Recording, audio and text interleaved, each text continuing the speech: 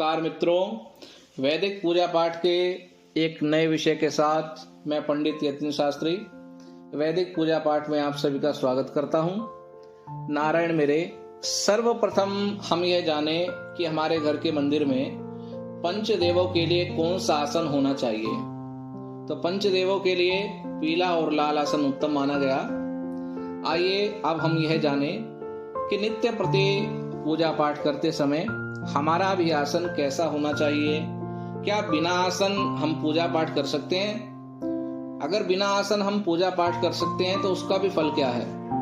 तो ब्रह्मांड पुराण में कहा गया कि पूजा पाठ करने हेतु भूमि, पत्थर, पत्ते, लकड़ी, कपड़े और बांस, इनके आसन पर बैठने पर कहते हैं कि दुख, रोग, चित्त भ्रम, दुर्भाग्य, अपयश, तपस्या में हानि और नारायण मेरे जीवन में दरिद्रता आती है।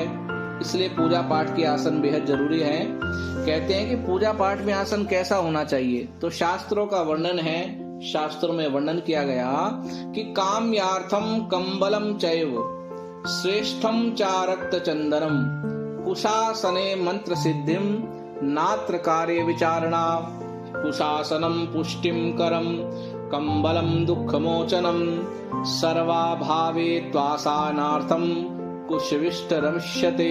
नारायण मेरे, कुश अर्थात कुशा का आसन सर्वश्रेष्ठ है। सभी आसनों के गुण सिर्फ एक ही आसन में पाए जाते हैं, क्योंकि कुश अर्थात कुशा भगवान विष्णु के रोए से उत्पन्न हुए हैं। नारायण, कुशा से बना आसन सर्वश्रेष्ठ तो होगा ही और किसी भी मंत्र की सिद्धि हेतु अति उत्तम है। आगे कहा गया कि काम्यार्थम कंबलम, कि कंबल के आसन पर बैठ करके पूजा करना शुभ माना गया है। उसमें भी अगर लाल रंग या पीले रंग का आसन हो तो भी उत्तम है।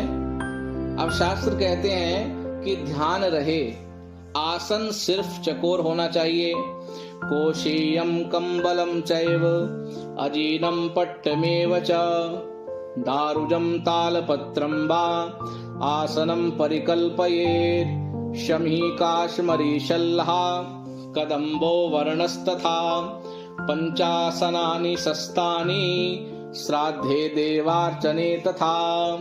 शास्त्र कहते हैं कि रेशम, कंबल, शमी, श्रीपर्णी, कदम्ब, खैर, कश्मीरी शाला, कुशा, ये आसन श्राद्ध व देवार्चन के लिए प्रशस्त हैं। तो नारायण मेरे, ये मेरा आज का विषय था। अगर आपका कोई इससे संबंधित प्रश्न है तो हमें कमेंट बॉक्स में कमेंट कर सकते हैं। तो मित्रों, मिलते हैं ऐसे ही नए विषय ज्ञान वर्धक चर्चा के साथ। सभी को नमो नारायण।